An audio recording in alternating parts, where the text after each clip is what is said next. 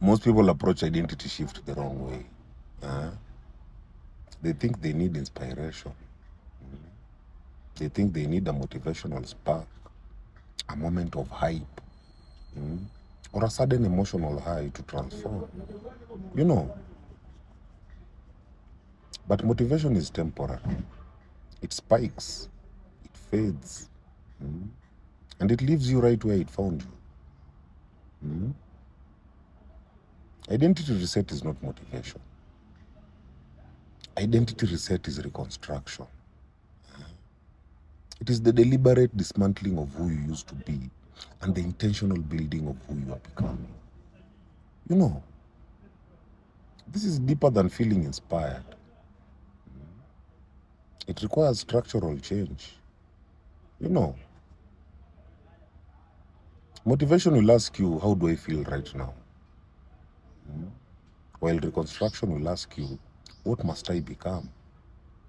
These are two different worlds. Motivation gives you energy, while reconstruction gives you direction. Motivation pushes you outward, while reconstruction pulls you inward. When you choose reconstruction, you stop waiting for emotional highs. And you start taking actions that realign your identity, even when you don't feel ready. You know, reconstruction looks like upgrading your standards, eliminating emotional patterns that sabotage you,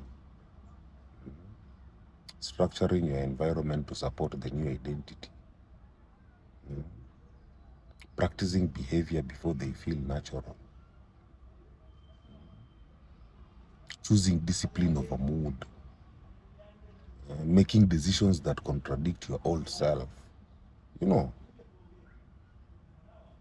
reconstruction requires discomfort because you are breaking a psychological structure that has existed for years. This is not glamorous work. It is intentional work. You know, psychologically, motivation activates the emotional brain. It is powerful but fleeting. It does not rewire identity. Identity lives in the subconscious, a collection of repeated patterns, emotional reactions, and deeply rooted self-beliefs. You know, reconstruction changes identity because it interrupts old neural pathways. It creates new behavioral loops. It reinforces a new self-concept through consistency. You know,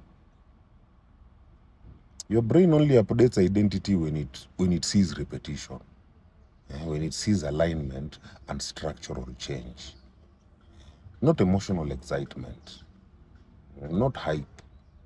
You know,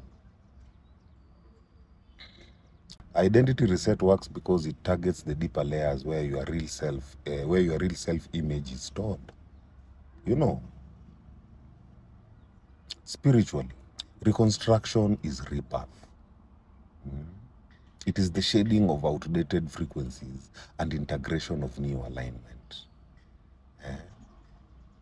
Motivation is surface fire.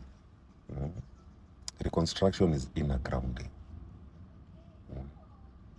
The soul evolves through intentional becoming, not emotional spikes. It requires clarity, surrender, and commitment to the version of you that exists beyond your current limitations. You know, reconstruction is spiritual discipline. That is choosing evolution even when comfort calls you back. In short, identity reset is not about feeling ready. It is about rebuilding yourself from the inside out. Motivation can start movement, but reconstruction sustains evolution. If you want to truly transform, stop chasing emotional highs and start redesigning the psychological structure you live from. That is where identity actually changes. You know, my people, hail. Eh? Hail.